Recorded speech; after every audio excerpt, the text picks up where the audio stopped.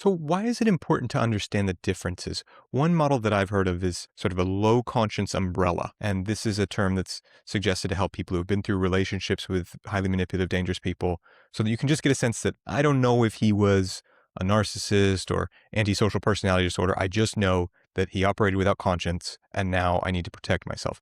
What's the value in these distinctions? Well, first of all, if you focus on one trait to the detriment of the others, you're going to create blind spots in how you can be manipulated. One of the common things I tell my class is a Machiavellian is focused on long term, bottom line, tangible goals.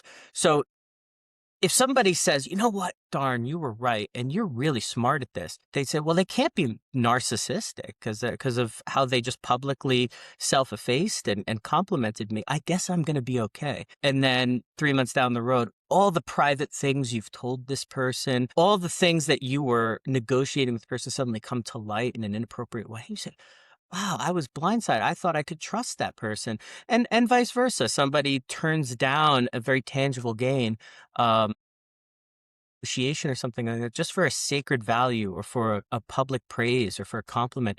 You say, wow, this person is really just not Machiavellian at all. I guess I'm in the clear. And then of course the narcissism comes out. So when you focus on one trait to the detriment of you created a blind spot to the detriment of the others.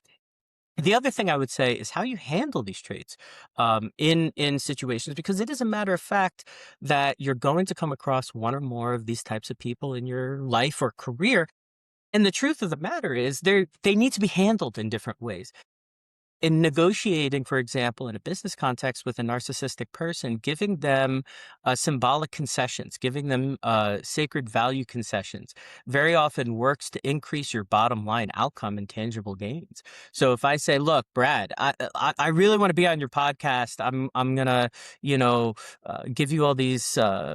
Social ad praise, and I'm going to give you all this social recognition, but I'm not actually going to give you any money. If you're narcissistic, that's actually going to work better than saying, Brad, I'll pay you $500 to be on your podcast type of thing, where in the reverse would be true of Machiavellianism. So knowing who you're Mm, negotiating with, knowing who you're dealing with is going to empower you to be able to negotiate those relationships in a productive way. okay. So I see then this narrowing down as useful in a forward-looking situation where I Absolutely. suspect that I'm going into an endeavor where I'm going to be around one of these people. This is very relevant for what you talked about earlier with management, the workplace, things like that. Whereas if Sure. it's retrospective, you don't need to know whether he was Machiavellian or antisocial personality disorder or whatever. You just know that looking back, you were manipulated, abused, whatever, and you want to recover. Mhm.